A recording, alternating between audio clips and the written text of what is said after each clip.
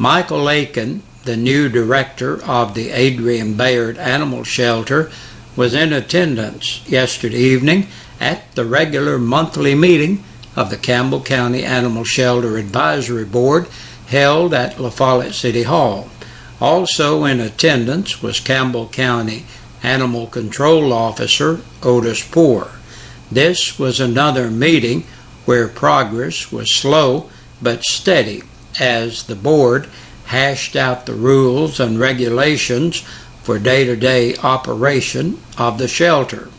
With only 2 employees on staff at the shelter, Aiken said the work has been demanding and hectic at times. He said he hopes to have volunteers working there soon, especially since he has a conflict on Saturdays, which is traditionally one of the shelter's busiest days of the week. One of the biggest hurdles for Aiken and shelter worker Beth Caldwell has been juggling chores, paperwork, and phone calls while allowing public access to rescue groups, members of the press, and people wanting to adopt an animal. If folks can be patient with us, we're going to try and get some of this done as soon as possible, said Aiken. Officers with the Campbell County Sheriff's Department were back at a home on Ivy Hollow Road and at the Dillon Road residence yesterday. They were seizing more cars from a man described as a drug kingpin. Sheriff Robbie Goins said his deputies, along with the 8th Judicial Drug Task Force, arrived at the homes nearly simultaneously Tuesday around 3 p.m. to collect further evidence in the ongoing investigation against the alleged Valley area drug kingpin of Campbell County. In total, 13 more vehicles were seized from 52-year-old Kermit York. This comes on the heels of last Thursday's raid at York's home, where U.S. currency, oxycodone, morphine, hydrocodone, marijuana, and a firearm were discovered, along with 10 vehicles, including a Corvette and a Harley-Davidson. We were on scene serving search warrants at these residences and seizing property of where we believe strongly these items were bought with money York gained in the selling and distribution of drugs. That's according to Sheriff Robbie Goins. He also added that York, a convicted felon with no employment, is believed to be one of Campbell County's largest sellers and distributors of illegal narcotics. York was last booked into the county jail in the summer of 2005. The sheriff goes on to say, "We strongly believe Mr. York's reign is over. I can assure you that we have and will continue to work tirelessly to make certain that Mr. York is properly held accountable and receives the proper end result for his alleged actions. This investigation is a prime example of what we can do together as law enforcement if we cooperate and work together as the citizens of Campbell County deserve and demand." A wet interstate was a factor in a fatal accident here in Campbell County. Lieutenant Johnny McDonald's Tennessee Highway Patrol report outlines that just before 7 p.m. last night, a Williamsburg man lost control of his 1995 Ford Explorer as he was headed southbound on I-75. It was about 9 miles south of Jellicoe where 27-year-old Richard Blakely lost control of his SUV, veering left into the median where it rolled over, partially ejecting him from the vehicle. The SUV then ended up in the northbound lanes. Lieutenant McDonald notes that wearing a seatbelt would have made a difference. A Tuesday afternoon accident injured a Campbell County man. According to the sheriff's report, around 4:30 p.m., a 16-year-old girl driving a Toyota hit Sam Walden as he walked along Hoodow Hollow Road near his home on the Newcomb side of Jellicoe. At the time, Lifestar could not fly because of stormy weather. However, it was able to fly in just before 6 p.m. and take Walden, who is believed to be a preacher, to the hospital. Initial reports are that he was suffering from head trauma and likely a broken leg. It was also noted that as Walden was being treated, his wife began experiencing shortness of breath and was taken to Jellicoe Community Hospital.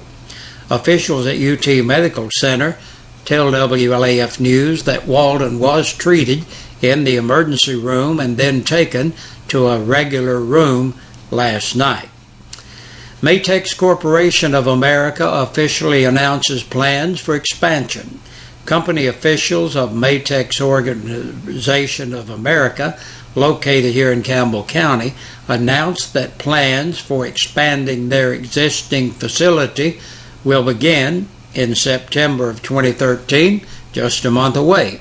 The additional floor space is needed to support increasing order of current programs and to accommodate future business. We are happy to continue to report good news to our employees and community, especially in the wake of poor economic conditions that have affected the local area, said Trent, plant manager. We have gradually increased our permanent employment base since 2012 more than 10% to support increasing demands of current products that we expect to see additional hiring and machinery. He added after the completion of the new addition that's scheduled for completion in February of 2014 that Matex Corporation of America is wholly owned of Matex Company LLD, with headquarters and facilities located in Japan, Thailand, and North America. Matex Corporation is a Tier 2 supplier of precision machined engine components to Toyota Manufacturing Corporation. Matex observed their 92nd year in business in 2013, along with 12 years at the Pioneer location. And Trinity Baptist Church is having its free meal night from 5 to 6:30 tonight, and you are invited. That's the news. We'll be back with a press release for you in just a moment. And taking a look at the press release from the Campbell County Sheriff's Department, 10 people have been booked into the Campbell County Jail in the past 24 hours. Jesse Erlene Atkins, 28, of Oneida, for aggravated assault. 29-year-old Jesse James Ballard of Coolidge Road, La Follette, for violation of probation, a capious bench warrant, and an attachment for child support. Casey Alexandra Dunn, 29, of Knoxville, on a capious bench warrant. 28-year-old Jamie Lee Fraley of Indian Creek Road in Jacksboro for theft of property under $500. 30-year-old Joseph Allen Hatmaker of Bollinger Lane in La Follette on an attachment for child support. Kevin Lynn Norman, 32, of Thelma Circle in Jacksboro, an attachment for child support and on a hold for another agency. Melissa Ann O'Brien, 47, of West Central Avenue, La Follette, for theft of property under $500 and on a capious bench warrant. Joseph H. Strunk, 27, of Oneida, on a capious bench warrant. 46-year-old Gina K. Tomlin of Steiner Lane, La Follette, on a capious bench warrant.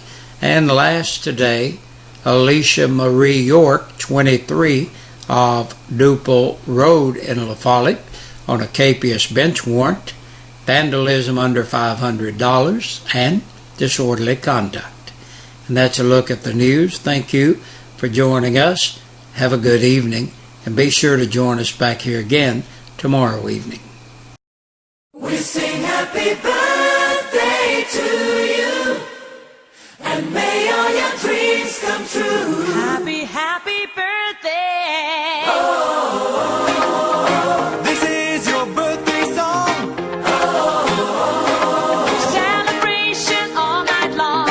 Oh, may all you... Hey, Big Josh with you this Wednesday afternoon looking at our birthdays and anniversaries. Our Birthday and Anniversary Club is brought to you by your friends here at WLAF and Eastside Pizza and Deli. They're located in the Food Lion Center.